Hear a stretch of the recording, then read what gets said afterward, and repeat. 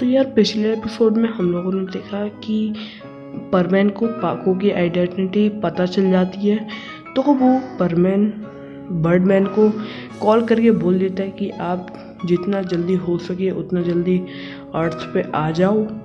और फिर बर्डमैन जो होते हैं वो सुबह आ जाते हैं और फिर वो जो हमारा परमैन होता है बर्डमैन से पूछता है कि क्या सुमेरे ही पाकू है। तो बर्डमैन बोलते हैं कि ये क्या बोल रहे हो तुम। तो इसके बाद जो हमारा परमैन होता है वो बोलता है कि मैंने अपनी आंखों से देखा है कि सुमेरे ही पाको है। मैंने देखा कि पाको ने अपना मास्क उतारा और मैंने देखा कि पाको ही सुमेरे है। फिर बर्डमैन बोलता है कि हाँ सुमेरे ही पाको है। और बर्डमैन बोलते हैं कि ये बात तुम किसी को भी मत बताना, मतलब किसी भी और परमैन को भी मत बताना।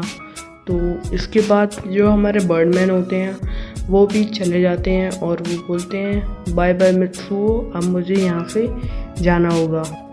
और फिर उसके बाद जो हमारा परमैन होता है वो अपनी नॉर्मल पेट्रोलिंग कर रहा होता है, मतलब कि जितने भी परमैन्स होते हैं वो सब के सब नॉर्मल से अपनी पेट्रोलिंग कर रहे होते हैं। और वो पा को नोटिस करती है कि परमैन उससे अच्छे से नॉर्मली बात नहीं कर रहा है।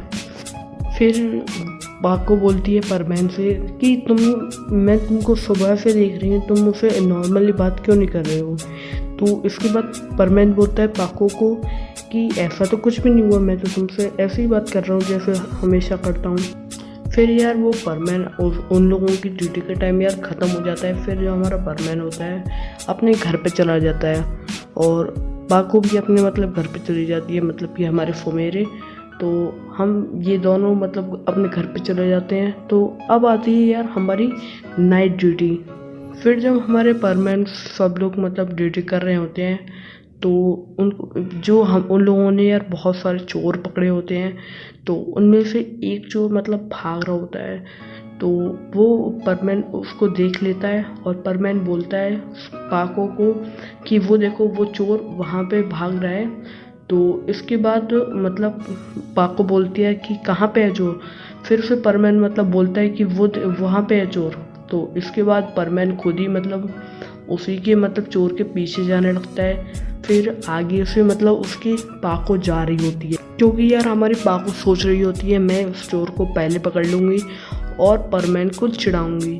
तो ऐसे करते करते वो दोनों एक दूसरे से टकरा जाते हैं। फिर इसी बीच में वो दोनों टकरा जाते हैं और बोलते हैं कि नहीं तुम्हारी गलती थी, पहले तुम मुझसे टकराए थे, जैसा कि हमेशा उनकी लड़ाई हो ही जाती है।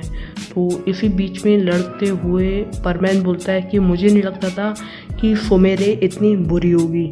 और फिर जो हमारी पाको होती है वो एकदम शॉक में आ जाती है कि मुझे नहीं पता था कि परमैन को मेरी आइडेंटिटी पता होगी।